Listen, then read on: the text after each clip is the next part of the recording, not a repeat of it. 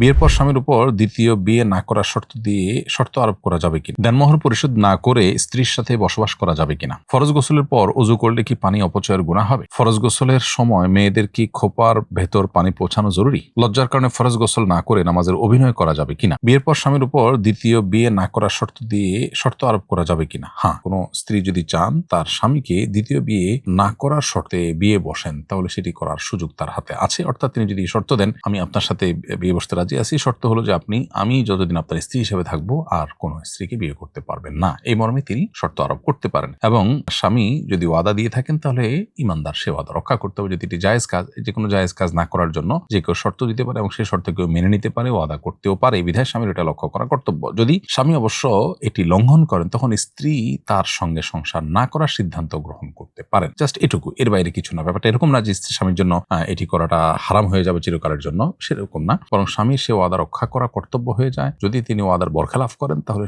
স্ত্রী তার সাথে সংসার করা না করার ব্যাপারে এখতিয়ার রাখেন। জাস্ট এটুকু। দেনমোহর পরিশোধ না করে স্ত্রীর সাথে বসবাস করা যাবে কিনা? উত্তর হলো হ্যাঁ, দেনমোহর পরিশোধ না করে স্ত্রীর সাথে বসবাস করা যাবে। তবে প্রথম সাক্ষাতে যদি স্ত্রী দেনমোহর পরিশোধ করবার শর্ত দেন, তাহলে সেটি আদায় করা ছাড়া স্ত্রীকে স্পর্শ করা বা স্ত্রীর সাথে থাকা ব্যাপারে স্ত্রী বাধা দিতে পারেন। স্ত্রী বলতে পারেন যে আমার দেনমোহর পরিশোধ করা ছাড়া আমি আমার সাথে বসবাসের সুযোগ আমি দেব না। সে রাইট স্ত্রীকে ইসলাম দিয়েছে। সো যদি প্রথমবার এই শর্ত দেন, তাহলে সে শর্ত আদায় হওয়ার আগ পর্যন্ত স্ত্রী বাধা দিতে পারেন। অবশ্য স্ত্রী যদি একবার বাধা না দেন, তাহলে পরবর্তীতে মাঝপথ থেকে আর বাধা দেওয়ার কিন্তু সুযোগ থাকে না। বিধায় খোলাসা এবং নির্যাস কথা হলো যে দেনমোহর পরিশোধ না করে স্ত্রীর সাথে বসবাস করা যায়, যদি সেক্ষেত্রে স্বামী স্ত্রী উভয়ের মধ্যে কোন প্রকার বোঝাপড়াগত অসুবিধা না থাকে বা স্ত্রী যদি সেটা পারমিট করেন, শুরুতে বাধা না দেন, সেক্ষেত্রে বসবাস করাতে অসুবিধা নেই। তবে দেনমোহর পরবর্তীতে আদায় করে দিতে হবে, অর্থাৎ বিষয়টা বাকি থেকে যাবে এবং আদায় করা আবশ্যক হবে। বিভিন্ন হাদিসের আলোকেও এটি প্রমাণিত যে দেনমোহর বাকি রাখা যায়, আবার নগদেও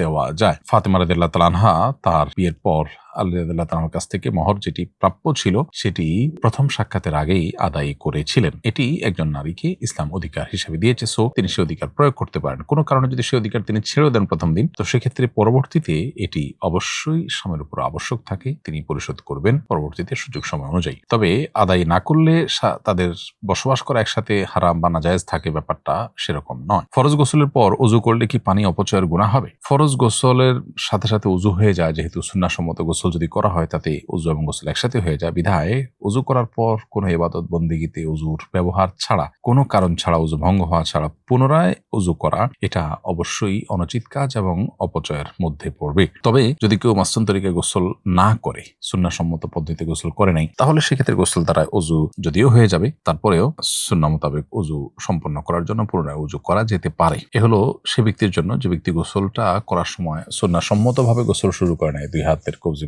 ধুয়ে কুলি করে, নাকে পানি দিয়ে মুখ ধুয়ে, হাত ধুয়ে, তারপরে মাথা মাসি করে, তারপরে গোসল এবং শেষে পাও ধুয়ে বের হওয়া, সুন্নাহসম্মতভাবে গোসল যেটা, সেটা যদি ব্যক্তি করে নাই, সে ব্যক্তি সুন্নাহসম্মতভাবে ওযু করার নিয়তে আলাদা করে ওযু করলো, সেটা হতে পারে। বাকি আপনি নিয়মতান্ত্রিক সুন্নাহসম্মত গোসলের পরে আর ওযু করার কোনো প্রয়োজন নেই, বরং করলে সেটা এক ধরনের অপচয় হবে। ফরজ গোসলের সময় মেয়েদের কি খোপার ভেতর পানি পৌঁছানো জরুরি?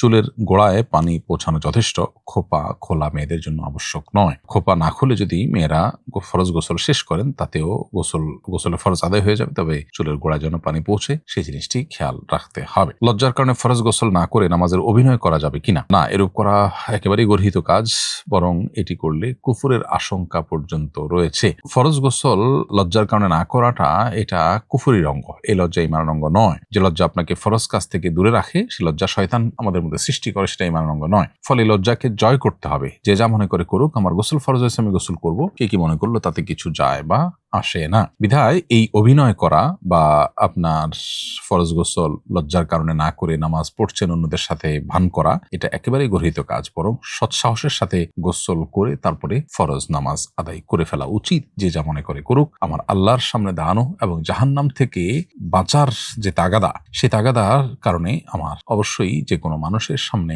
লজ্জায় পড়া বা একটু অস্বস্তিতে পড়ার মতো যে বিষয় আছে, সেগুলোকে জয় করার মতো মানসিকতা থাকা দরকার। এতটুকু সৎসাহস না থাকলে আল্লাহর কাছে জান্নাতের প্রত্যাশা কিভাবে করব আমরা?